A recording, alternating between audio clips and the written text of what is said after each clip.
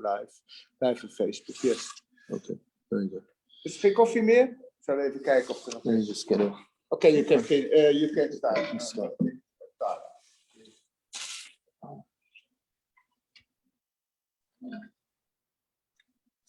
Okay, just 1 minute.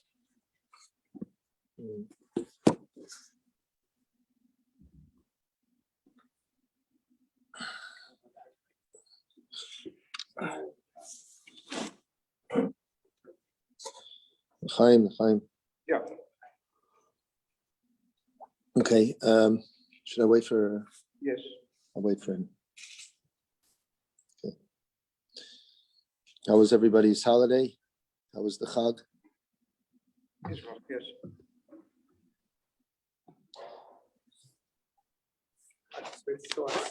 Huh? It was good. Thoughts for Israel, yeah. It was a little bit frustrating not knowing what was going on. Yeah.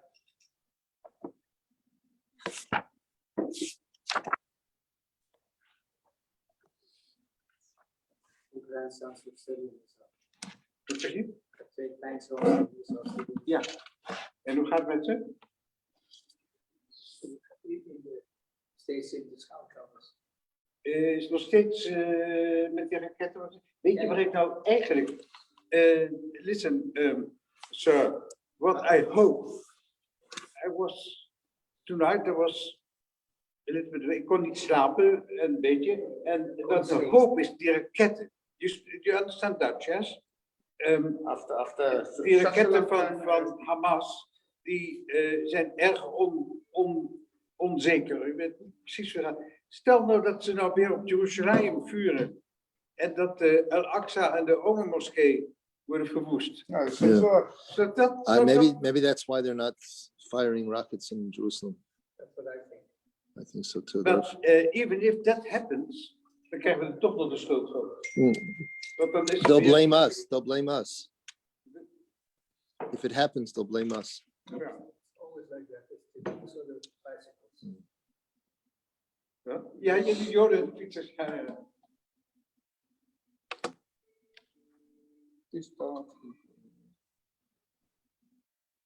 Should I start? Yes, of course. Okay.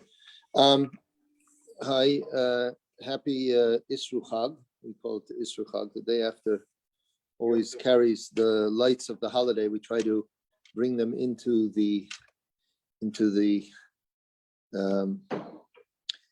coming days, and to connect it with the weekday, with the non-holy days. We try to bring the holy days into the non-holy.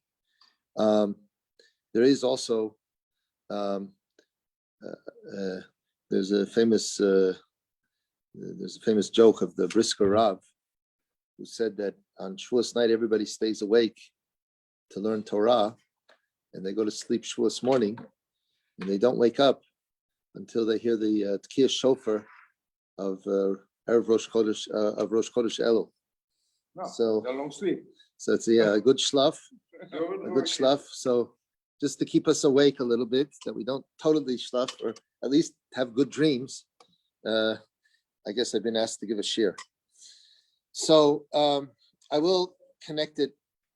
Really, I'm still a bit living, and just don't look at the title, because I don't know if I'm going to be faithful to the title. I might be, but I might also not be. I want to talk about some things from Ruth that I found extremely inspiring. They're not totally disconnected from the Nazir and the Sota, but we'll connect them at some point. But what I wanted to talk about was a few very, very interesting questions and answers and deep connections that that I learned about over the holiday. The question is basically that there were two in the story of Ruth. There was Naomi and Elimelech that left Eretz Israel because there was a famine, and they were of the elite. He was a big Talmud Chacham. He was part of the Sanhedrin. He was a shofet. He was a very important man. And Chazal Chazal criticize him for leaving Eretz Yisrael because it created a lot of. He left because there was a famine, and all the poor people were banging on his door. They do say that if he had even a little bit of food left, he would have given it. But apparently, just the fact that he left created a lot of lack of hope for people. a certain lack of feeling for the people, and he's criticized because of it. And some people say that's the reason why he died. Why Kodesh Baruch Hu, and it says in the beginning they went there just to for a temporary time be in the fields of Moab, but eventually the Yashuv Sham. It says they went to live there temporarily, but eventually they settled there and they stayed. And he died. The Torah says it says that V'yelech ish mi beit lechem Yehuda. The pasuk does connect him to Yehuda. It's a very interesting thing. We're gonna see that there's a connection there. He was a descendant of Yehuda himself. He was from Yehuda, the tribe of Yehuda, and so is Boaz for that matter. And we're gonna connect the two stories with Yehuda. There's a connection here between Yehuda and Elimelech, and the story that happened with Yehuda and Tamar, with the story over here with Ruth and Boaz. So he leaves, and basically tragedy happens. He dies. Naomi becomes an almana. The two.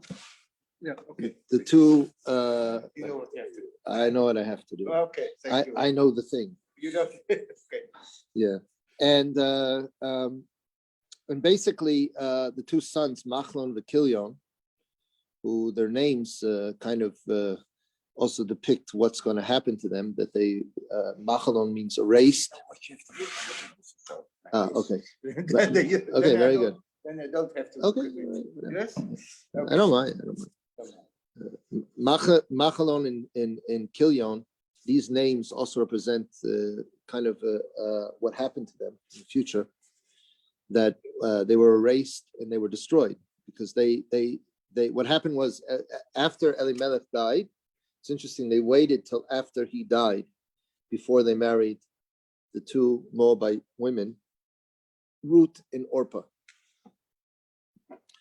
And I saw that they specifically waited till he was niftar before they did that. They never would have done that while the father was alive. But when after he died, they allowed themselves to do that. Big question is, now I did see, by the way, that the midrash, there seems to be a midrash. One of it translates the name of Machalon as a disgrace, as being erased. Okay, and a lot of the story over here, it goes around the idea that Boaz was doing a type of Yibum. Everybody know what Yibum means? Yibum is usually referred to as a special Levitite marriage, where in the Torah there's a mitzvah of Yibum, and the mitzvah of Yibum is normally between two brothers.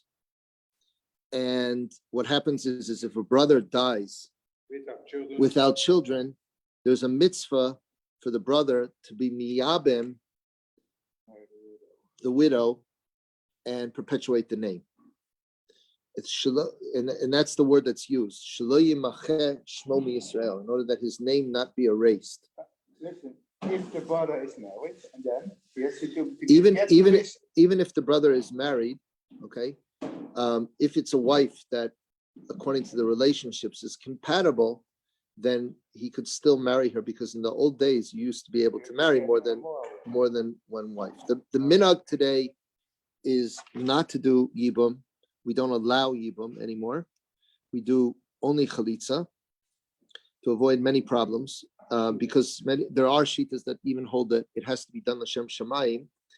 And basically, a brother's wife is a forbidden relationship, and it's the mitzvah of Yibum that when the mitzvah of Yibum is active, that allows that relationship to be allowed. But if the person doesn't do the mitzvah l'shem shamayim, then he might be doing an issa. So we don't do it nowadays, and we do what's called chalitza, which also needs to be done. And chalitza we do today, because if it actually happens that a brother dies without children, the woman is not allowed to go get married. She doesn't have the status of a full-blown eshet ish, a married woman, but there is a negative prohibition for her to go out and get married to another man. There's a negative prohibition and it creates what's called a zika connection with this brother. And by the way, it's only brothers to the father, not brothers to the mother. Like Yaakov, the brothers had one father. And we all learn all these halachas from Sukkim. And there is something called a zika, which means a connection. And the zika needs to be broken. So it can only be broken either through Yibum, and then she becomes a full-blown normal wife, or through chalitza, which is a process where they spit in the shoe. It's a whole process that the Torah does. It's kind of like a get in a certain way.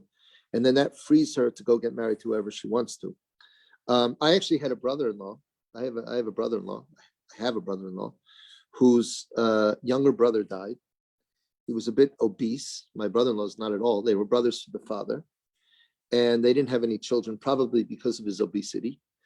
And he probably died also because of his obesity. And he actually had to do Yibum. Well, he had the Chiv of Yibum, he had to do Chalitza. So we find Chalitza is a process where when a woman falls, when the brother dies and a woman falls to the brother, he either does Yibum or Chalitza. And Chalitza is a process where it literally means to remove the shoe. Mag ik even Nederlands uitleggen? Stel ik heb een broer die gaat dood, die heeft geen kinderen. En dan moet ik voor zijn nageslacht zorgen. En dan moet ik met de vrouw, te zeggen, dus zorgen dat er een kind komt. Omdat die zijn naam draagt en zo blijft zijn naam in stand.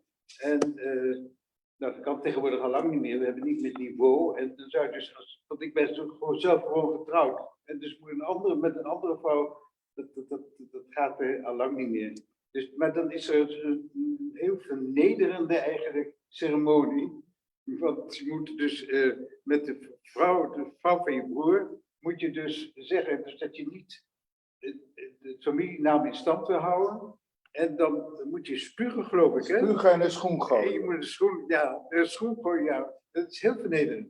Maar de Torah schrijft dat voor, dus komt hier Nederland bij, heel weinig voor. Ja. Het is zelfs al vaker voorkomen.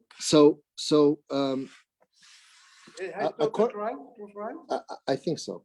It sounded like very, very good. Very, very good. I think so. I think it sounded very good. Perpetuating the name, and it's you can't just go ahead and it has to be broken, this connection, and there's a process to do that. The Torah prescribes the process. It has to be done with a beis din, and they have a special shoe in the beis din, and it's a proper thing, and the woman can't get married until she does it. Now, if she goes with another man, it's not like adultery, okay? It's only like she's transgressing a negative prohibition, like a Cohen can't marry a divorced woman, or something like that on that level. It's not exactly the same level as adultery. Now, the Torah specifically describes this process only with brothers. Okay, it's only with brothers. It's not valid for Kohanim.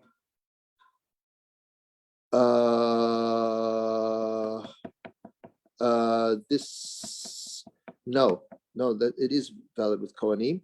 The question is, can a Kohen marry a chalutz? Because chalitza is like a type of divorcee. So if a woman has had, A widow. she's a widow. He's She's a widow. allowed to marry a widow. Yeah, he's And allowed to, not he's to allowed to marry a divorce. widow. Yes, but the question is if he would be a Kohen Gadol. I don't know. I don't know, but I'm saying if a woman fell to Yibum and one of the brothers did chalitza, and then she would she be allowed? She can never marry another Cohen. Can she marry another No, Kohen? she can never marry Because she's it's like, divorced. well, it's not exactly divorce. Not her fault. It's not exactly divorce. I Yeah. don't remember if it's from the Torah or rabbinically. I not think her that fault. she's not allowed to marry a Kohen Moeilijk, after chalitza. moeilijk genoeg. Dus But a Kohen could do Yibum. That he could do. Okay. Now, why am I talking about all this? Well, first of all, the Ramban. Now, in this story over here with Ruth and Boaz, it seems that they were trying to do a type of Yibum, even though, of course, Boaz was only like a cousin of Machlon and Kilion. Okay, but the whole story revolves around this idea that they're doing a chesed to the mace, and I just want to say the Ramban writes in actually he writes this by the story of Tamar and Yehuda, where that was actually what was happening over there. The Ramban explains that the reason why Tamar now went and first she was with one brother. That brother died. That was Aaron Onan, and they died. They were doing a sin. They didn't want to actually have children. They were practicing non-kosher childbirth, so to speak, wasting their seed in order that she would not become. They didn't want to weaken her beauty, so they didn't want her to become pregnant because apparently Tamar was very beautiful. Anyway, they were punished. They did the Torah says they did the ra, the evil in the eyes of Hashem, and they died.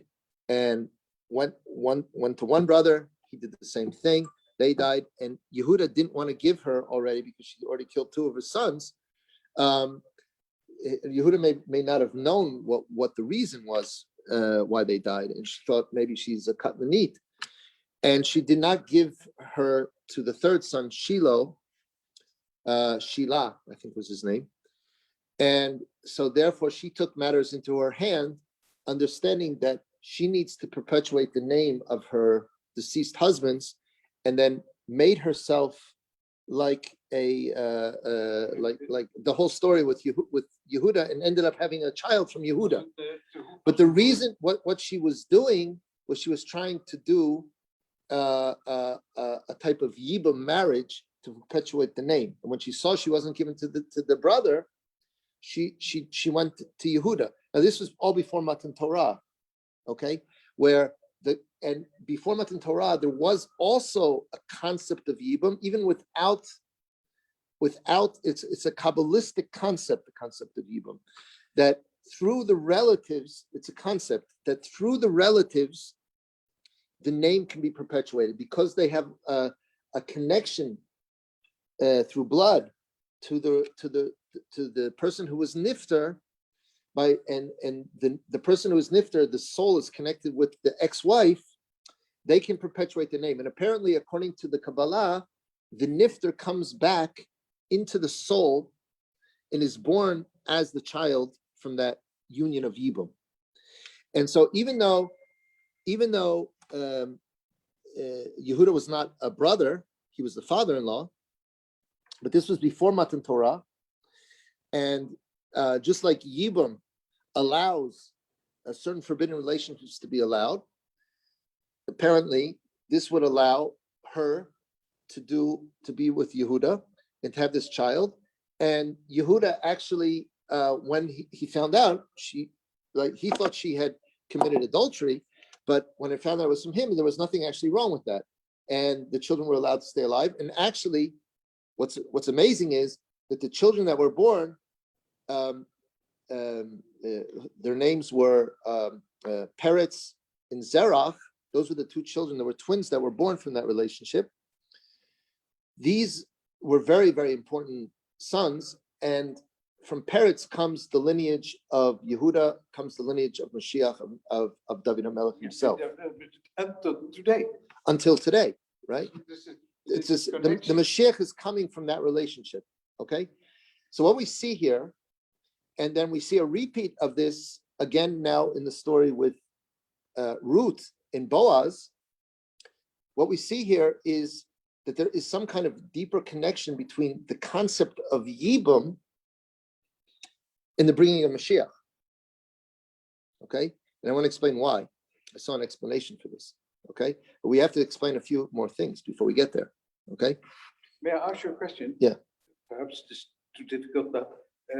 If there are more than one, there are two brothers. One is died, so is niet meer, but there are more brothers. Yeah. Who is it? For the obligation? So it's like this. This for this you have to learn Masechet Yibum. Okay. This talks about all these scenarios and all these cases, but basically any brother can do the mitzvah. The first brother has the kavod of having, like, usually they give the kavod to the first brother, but you don't need an official marriage. Rabbinically you do, but from the Torah, it's just enough to have relations. If a younger brother happens just to have relations with her, he finished. He got there first. Like it's first. Like it's possible. Like whichever brother got there first. Okay, but the nahug is the minhag is like, to give the honors to the first brother. If the first brother doesn't do it, they go to the next brother, and so on and so forth. But any of the brothers can do it.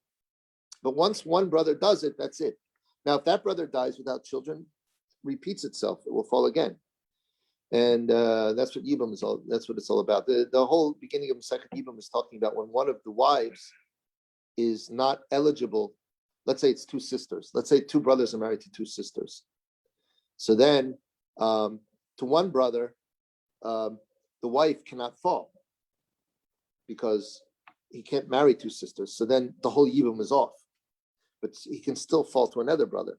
So it gets very complicated. Okay, it's all about all in the family. Yeah. Yes. Okay. Now, but the problem is there are a few problems here.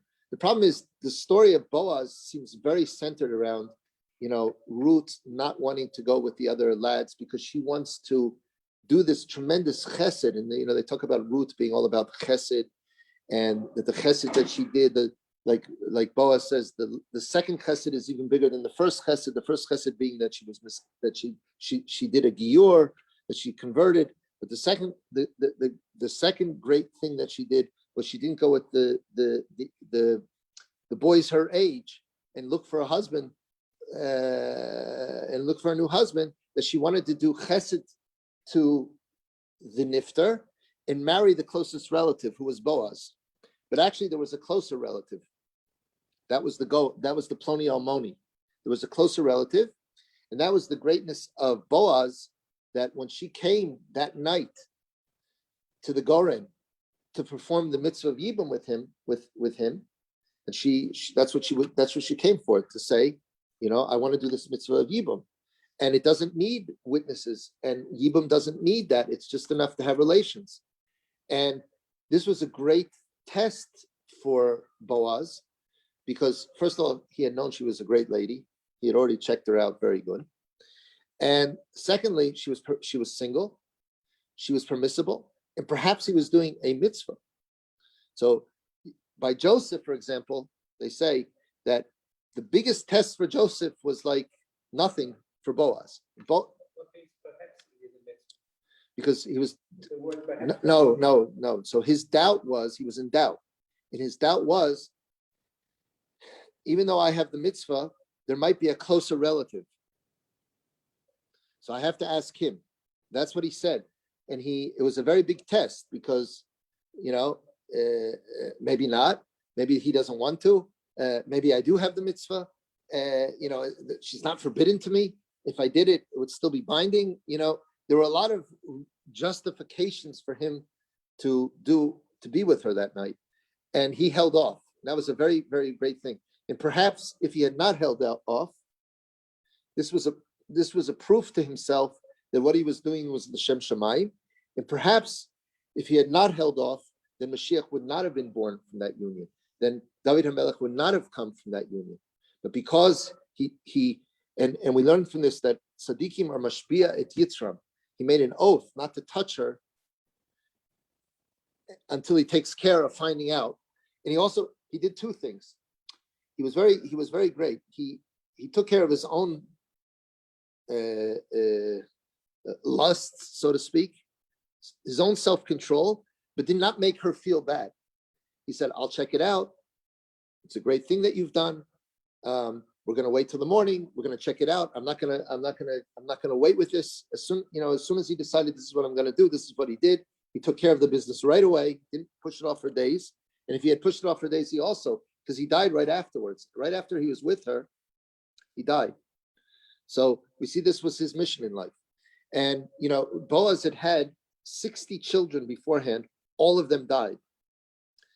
He lived with her that night after he clarified that the Ploni Almoni did not want to redeem her.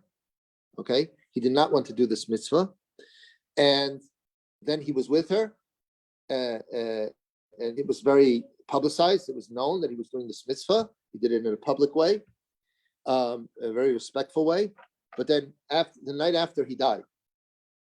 And this was a very great thing on her part, that she was willing to do this mitzvah to be with a 90-year-old man, a man that had already had a life. But she was willing to do this to perpetuate the name of this. And the child Oved is named because of him being Oved on his midas, of being him working on himself and truly doing it as an Eved Hashem. That's one of the reasons why the child was named Oved. But if he had perhaps lived with her that night, then the Moshiach would not have come. Would not have come from the part of the test was that he was able to hold back and do it totally the Shem Shemai. Now the question is, there's a lot of questions here. Okay. First of all, like I mentioned, what is the connection between Yibum and the coming Moshiach? Because we see there's an aspect of Yibum over here.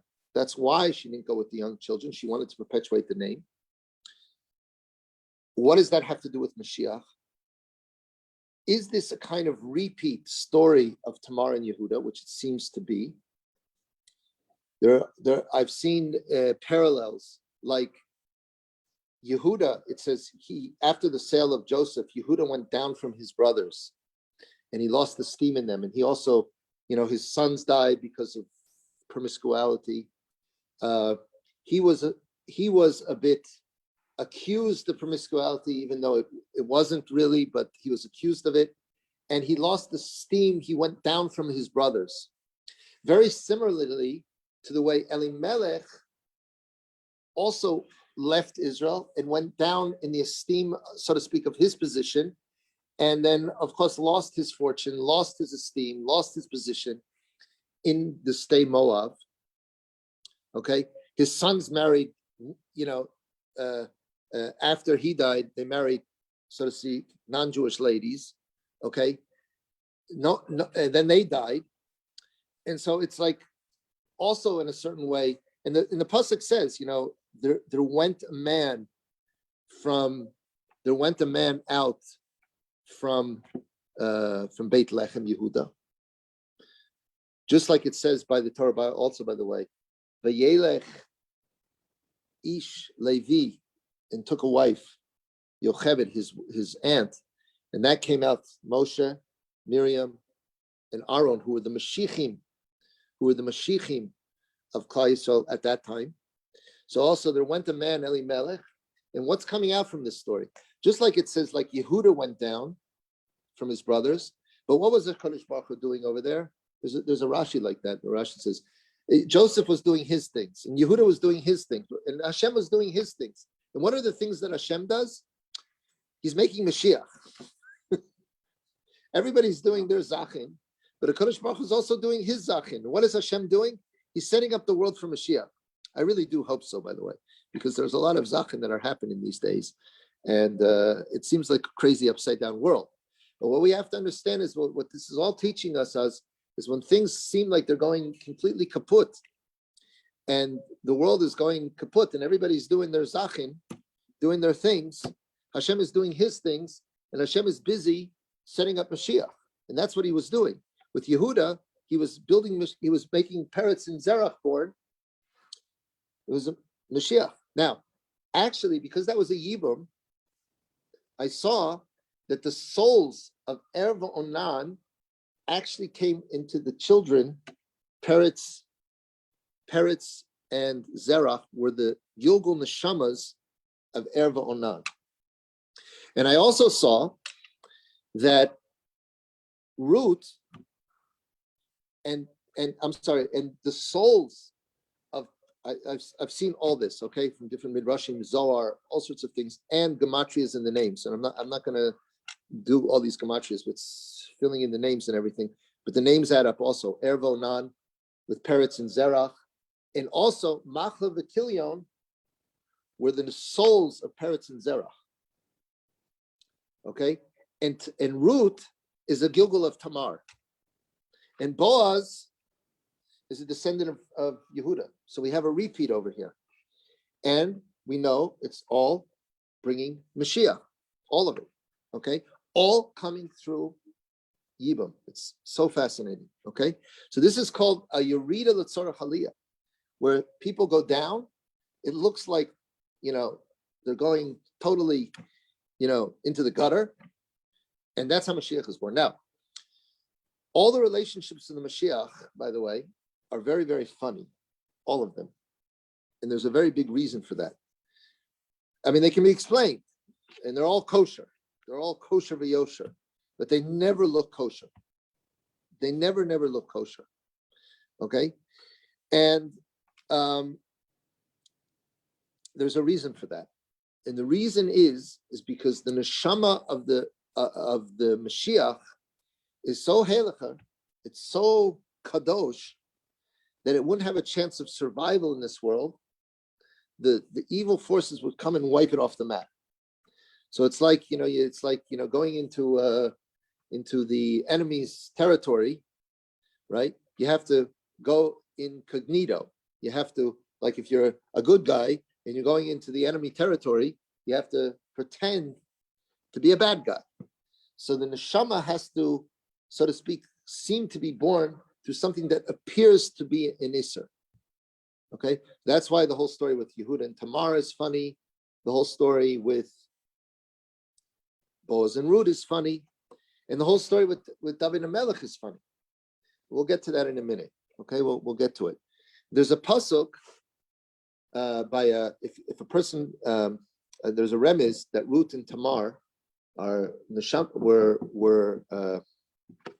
the same, were like that. Ruth is a gilgul of the neshama of Tamar. The hint is in the verse. There's a verse by a korban. If a person has a korban, he wants to exchange the korban. It says, "V'hu v'tmurato yeh kadosh." Both it and its replacement will stay kadosh. It doesn't help if you try to replace a korban. You have a korban and you say, "Well, I want this animal to be in place." It ends up both are korbans. So you don't have korbans anymore. Doesn't matter. Yeah, okay. But it's a verse. It's a verse. And the verse is the verse is the word v'tmurato is the letters Ruth v'Tamar. They're both kodesh. There's a hint over here. Ruth v'Tamar is tmurato. Hu v'tmurato kadosh. They're both kadosh. So this is why the Mashiach has to be in this funny way. It's always been like that. Okay. Also, another very funny relationship that brought the Mashiach was the daughters of Lot, right? That created Moab. That from Ruth came from Moab, right? It started with the daughters of Lot that ran away, and they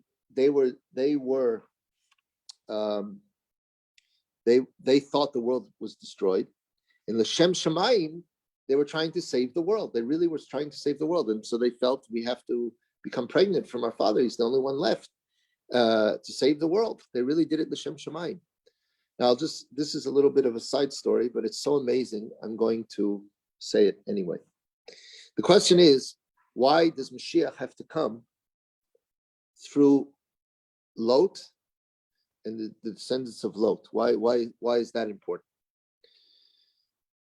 So I have two explanations for this.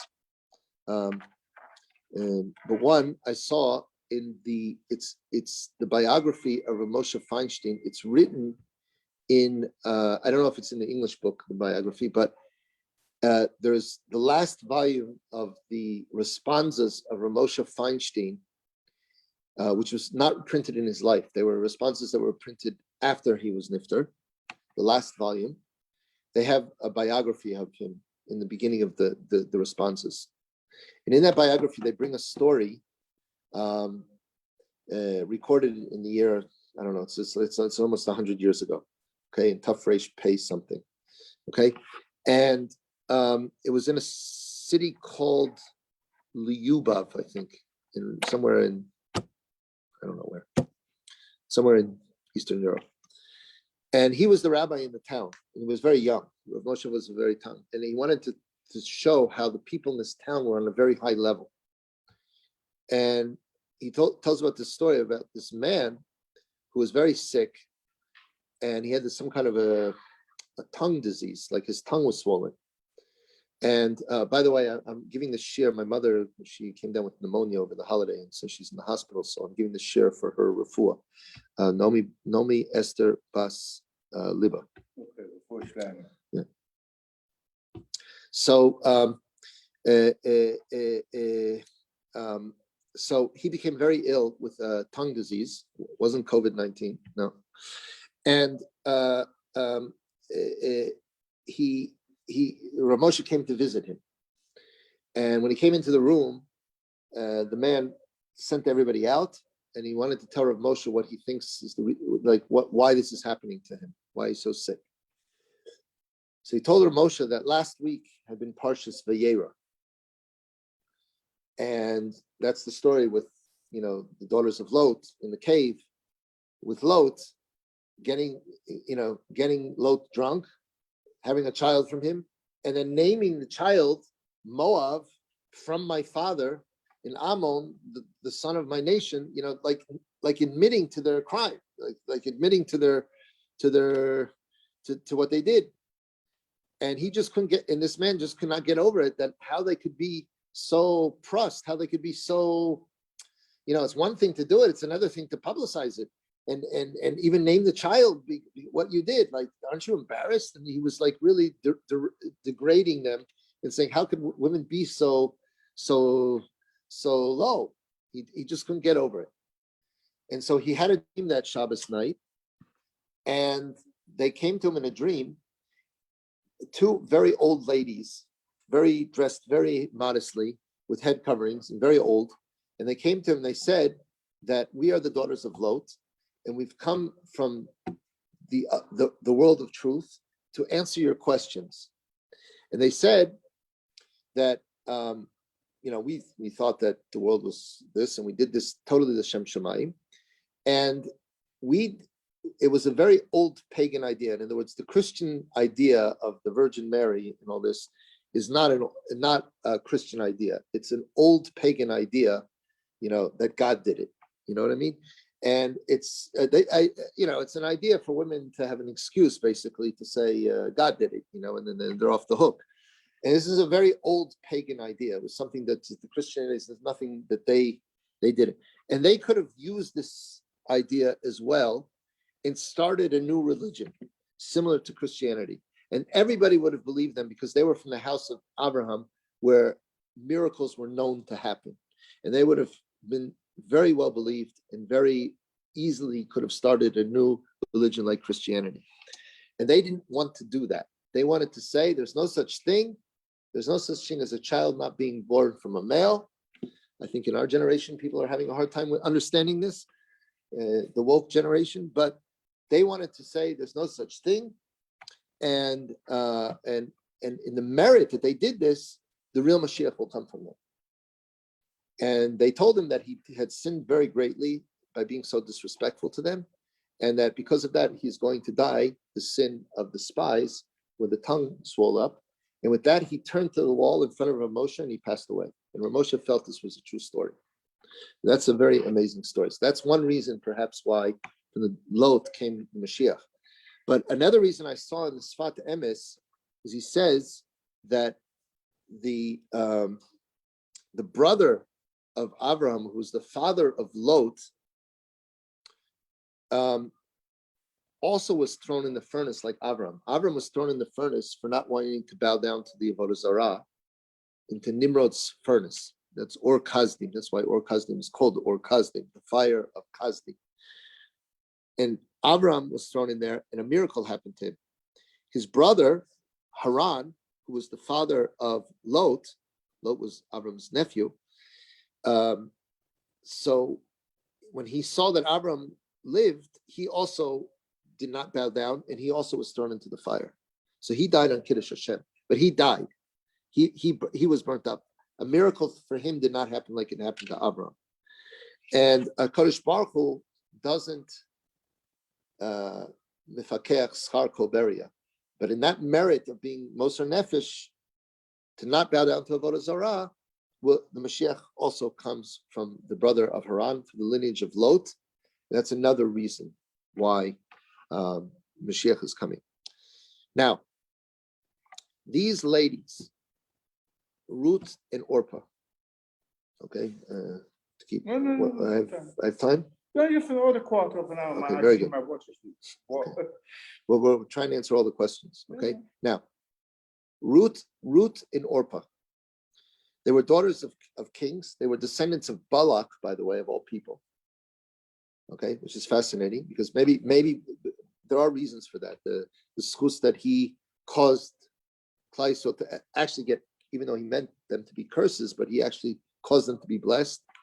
And perhaps he also, because he had brought sacrifices to Hashem, for whatever reasons, they were descendants of kings. They were very aristocratic. They were very high-level ladies. The question is, one question. Yeah. Is this an oplader? This one. Is an oplader? What is an oplader? For my phone. My phone is empty. No, it's not. No, It's not. I'm sorry. A charger. It's not. I'm sorry. I don't have a charger. I don't have a charger. Maybe you can connect it to the computer. Charge it to the computer. No, I don't have the. Okay, doesn't matter. I'm sorry. Unfortunately, I don't. No. Sorry about that. Take it. Yeah. Charger. Yeah, ik kon niet Anyway, so where was I here? So the question is, first of all, did they? All right, now, did Machlon and Kilion? You have a problem here. Did Machlon and Kilion convert these ladies? Why did Machlon and Kilion die? Were they punished for marrying non-Jewish ladies? Was that the reason why they died? Were they punished with like the sin of their father for leaving Eretz Yisrael? Not clear. There are different opinions. Okay. Did they convert them? Did Machlon and Kilion convert Orpah and Ruth? From the story, it seems that they didn't, because later on Ruth converts. We learn Hilchos of Geras that you're supposed to push off a ger, because Naomi tells Ruth, don't come. She tells them 3 times. Orpah leaves. Ruth continues when she's right. By the way, I think it's very important for me to say this, but because I think many people, including rabbis, think that there is a mitzvah to push away a ger at all costs. Like we have to do everything we can to push away gerim, make life miserable for them. Huh? 3 times we have to make life miserable for them. You can also 5 times. 5 times, 10 times, 11 times, till they go insane. Make life miserable for them. No. I spoke to Diane Ehrentreu once and asked him what exactly is the definition. And the definition is, like we see over here, when she saw she was mitametz, when she saw she was sincere, till then. It's just to make sure that they're sincere, no more. It's not a goal by itself to push them off.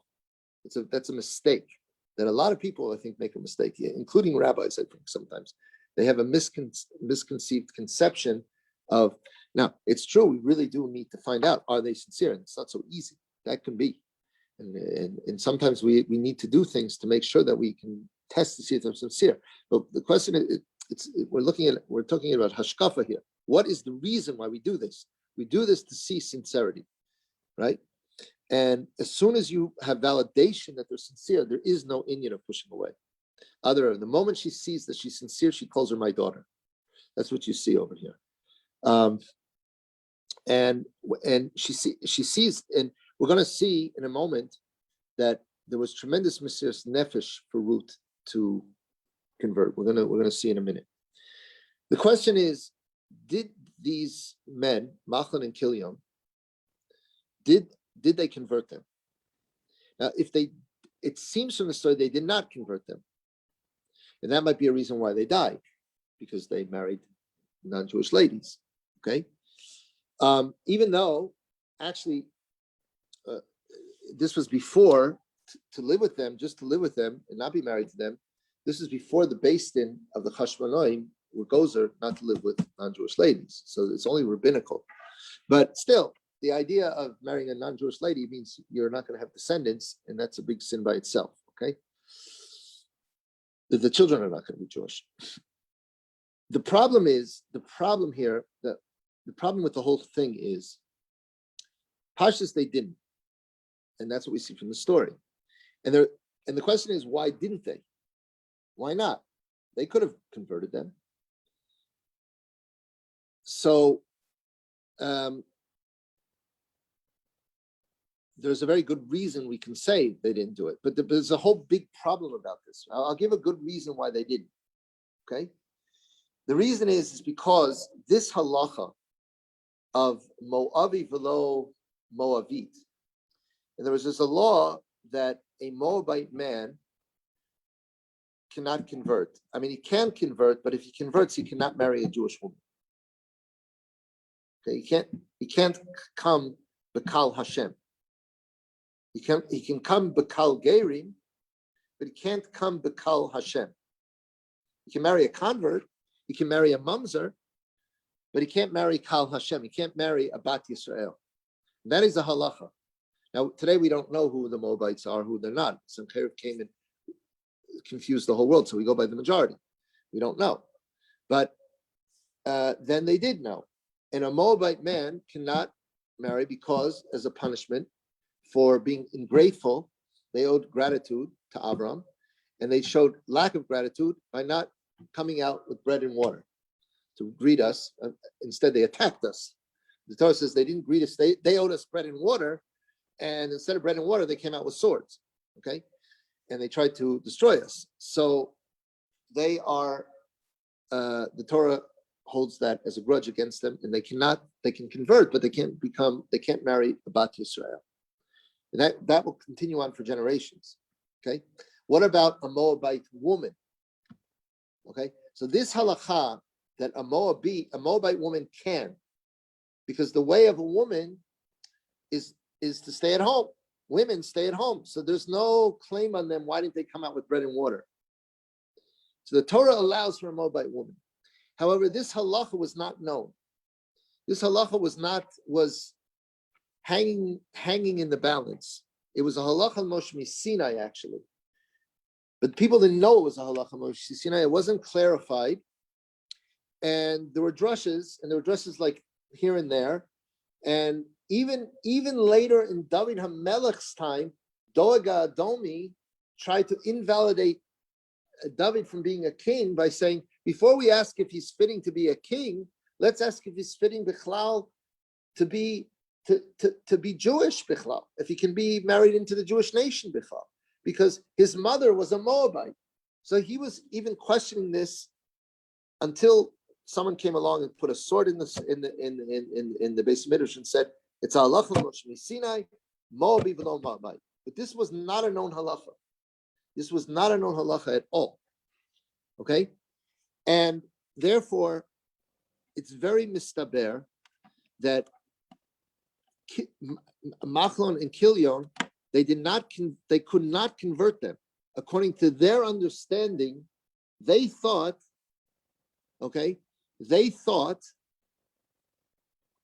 that they thought as follows. They thought that the law also applies to a Moabite woman. That was prior. What? That was prior. No, it only got, no, the halacha only became clarified with the story of Boaz. So it was prior, they did not know. And I'm saying even in the time of Boaz, even though it got clarified in Boaz, it was still later on. Dog Adomi thought a later Beis Din can counter this until someone said it's a halacha l'mashmi, because it got clarified that it's not done by, it wasn't decided by a Beis Din, it was decided, it was a halacha l'mashmi, and that got clarified later on in David HaMelech's time. And that's it, finished, period, it's finished. But until that point, it was always kind of hanging in the balance, okay? And it got clarified, it was paskined in Boaz's time, it was reawakened in Dog Adomi's time, but it got finally clarified, finished. But certainly when Kilion and Machlon were alive, they certainly did not know. And according to their understanding, they could not convert them because a ger, they would be converting them to marry them. And according to the way they thought, it would be a sin for them to marry them. And a giorit or a ger cannot accept 612 mitzvahs. They have to accept all the 613 mitzvahs. Otherwise, the gerus is invalid. So they could not do it. So they didn't convert them by mistake, but they didn't, because what's the point? It's an invalid gerus. It's a nonsensical gerus. So what for?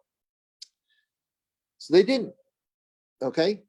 And only later, when she's not, when Ruth is not married, then she tried. Then Naomi tries to be Megayer her later, because, right? Then they both try to be Megayer later because they don't have husbands later.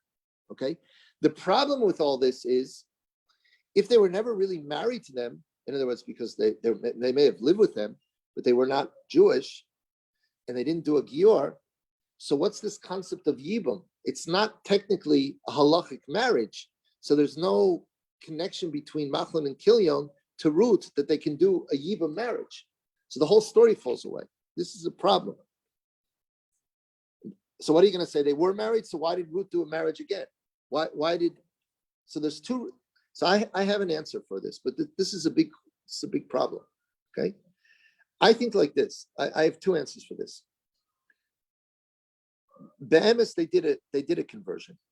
Okay, and we can say two things.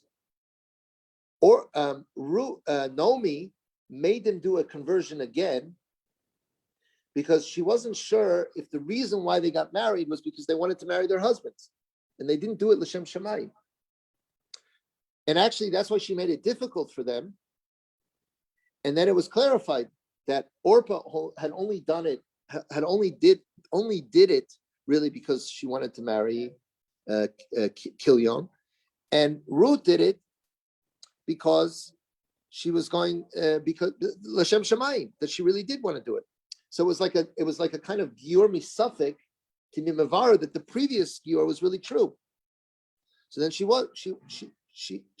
had been married, and so there would be shayef yibum. That's one thing, and it could be like this also. Again, this halacha was not clear, so it could be that Machlon v'Kilion converted them out of doubt. They didn't know. They did convert them. If we can convert them, okay, so they're Jewish. If not, what can we do? We'll live with them anyway. Okay, like this. And Naomi herself didn't know. So after they died, she made them do a conversion again, because maybe the conversion then was not valid because maybe the halacha is that they can't marry a Moabite can't marry this, but now she's not married at all, so she can do the conversion. So she did it out of suffix. There's two reasons why they did it again out of suffix. But according to the halacha, actually, she had been married, because according to the real halacha, it was allowed. But on the other hand, Ruth didn't know that when she converted the second time, and she was converting on condition she's not going to marry a Jewish man, which was a tremendous mesiras nefesh. You understand? She didn't know. She didn't know the halacha.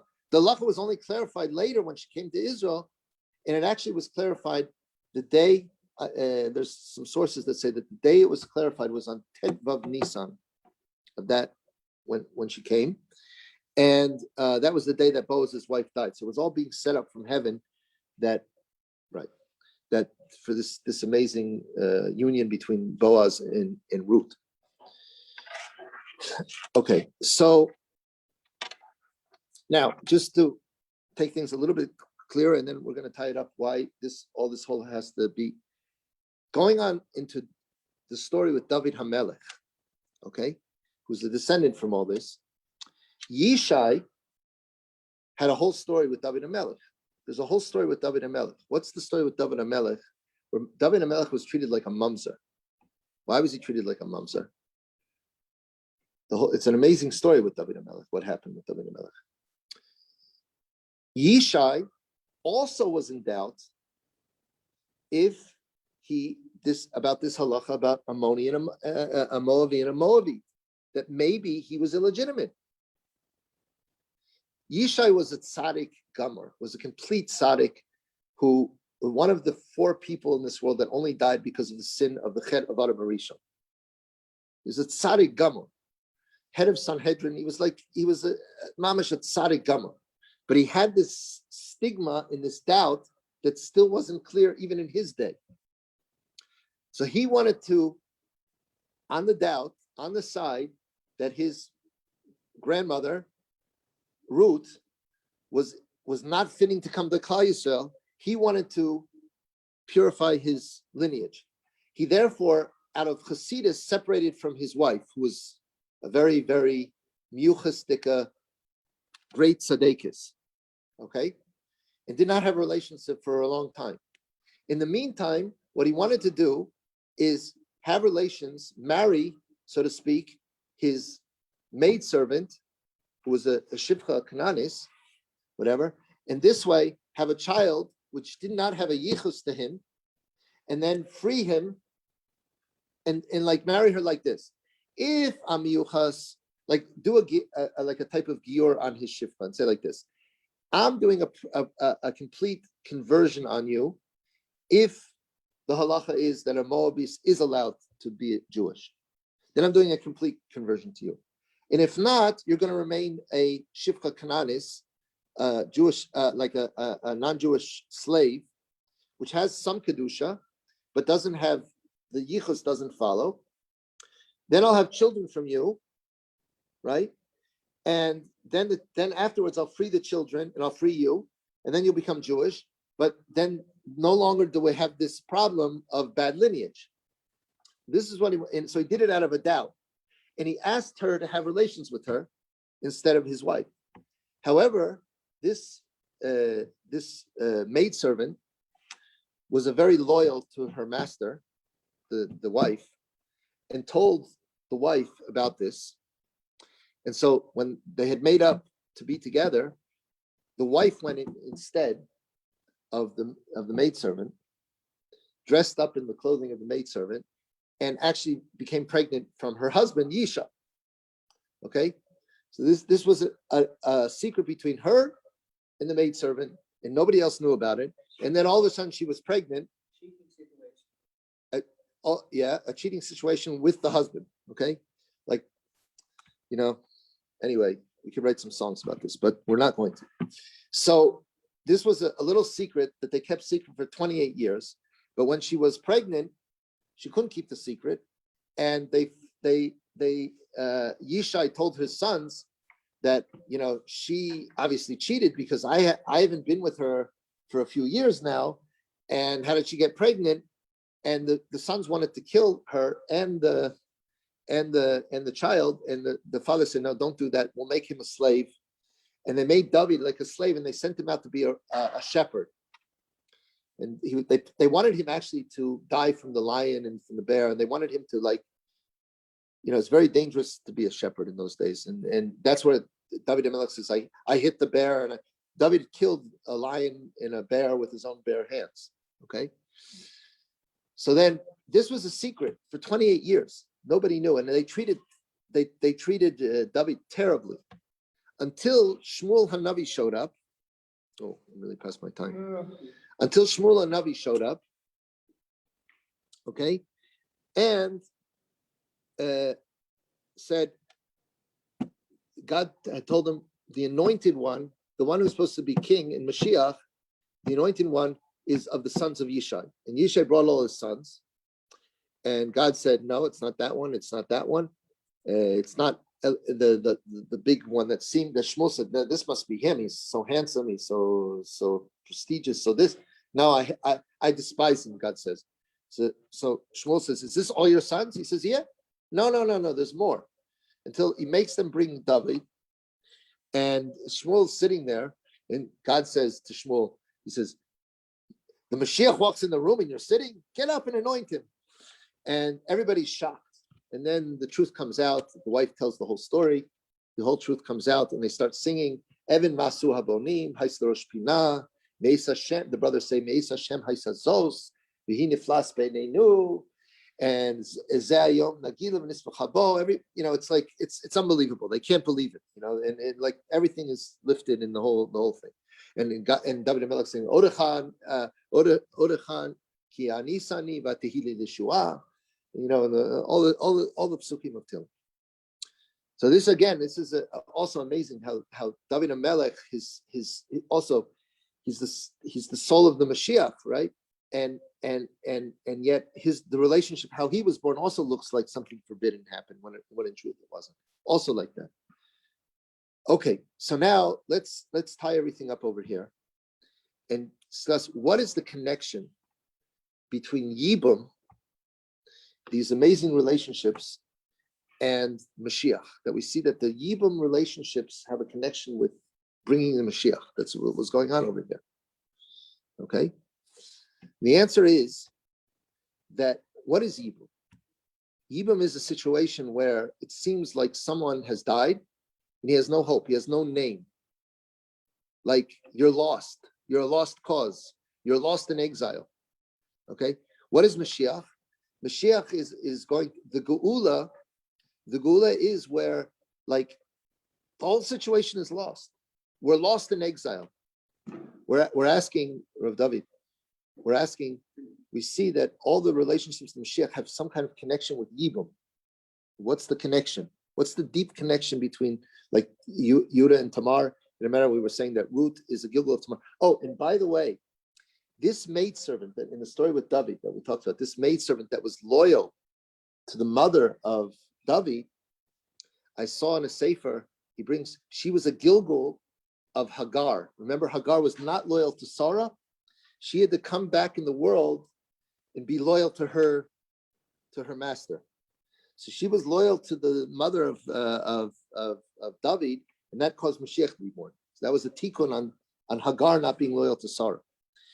But the question now is, what is the connection between Yibum and that we see that the Moshiach is born through Yibum type relationships? Okay, and there's another thing I have to answer. The question was, how could the relationship between Boaz and Ruth be a Yibum relationship when it's not a brother? Tamar and Yehuda was already before Matan Torah, so you could say, or you could do an aspect of but the Torah subscribed Yibum only for the brother. Boaz was not a brother. The answer is that the Torah prescribes only the Torah prescribes. Admit. Okay, all these people admitting to their crimes. They're all admitting. Okay. All these people admitting to crimes. Okay. These are good people. Okay. So the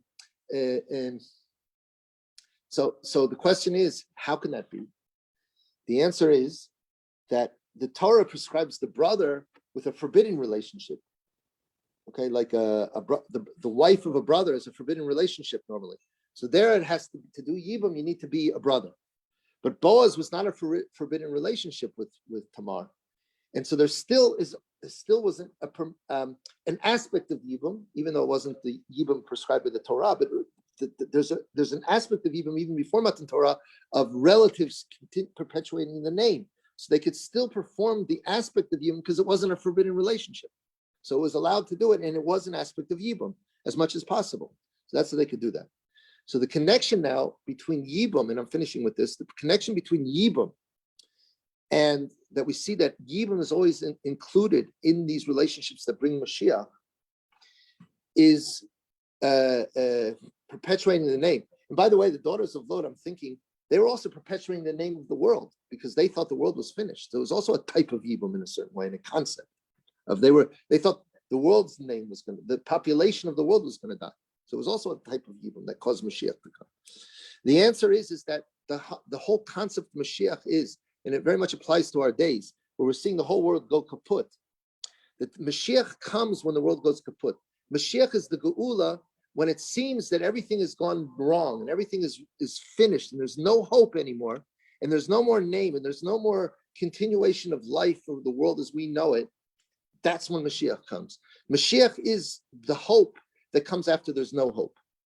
And that's what Yibum is. Yibum is there's no hope for this person. He's deceased. He doesn't have children. There's no continuation of this name. And then all of a sudden comes a Geula from the side that perpetuates the name. And the soul of the Nifter continues. The soul of the Nifter is brought down in the world. So Yibum, in a sense, is a mini type of Geula, which is what Mashiach's all about. So that's why Mashiach always comes through the relationships of Yibum. Okay, sorry. So when Moshiach coming? As soon as I can find a way down. Thank you very much. Thank you. Good. Sure, with pleasure. I sent you, sorry, I sent you an app with a new date. Yes, thank you very much. Okay. I apologize to No, Rabbi. okay. You also start later. Yeah. You also start later. You have to finish.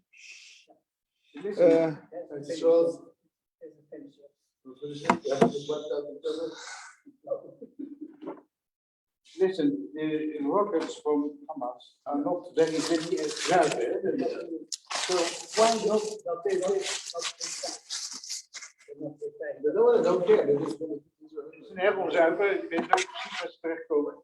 En let us say that there will two missiles come on Oma Moskee and the Al-Aqsa Moskee. That's really wonderful. They'll blame us. They'll just blame us. So we Yes, of course. Dat is bij toch weer onze schuld. I take this away. Okay, thank you very much. Thank you.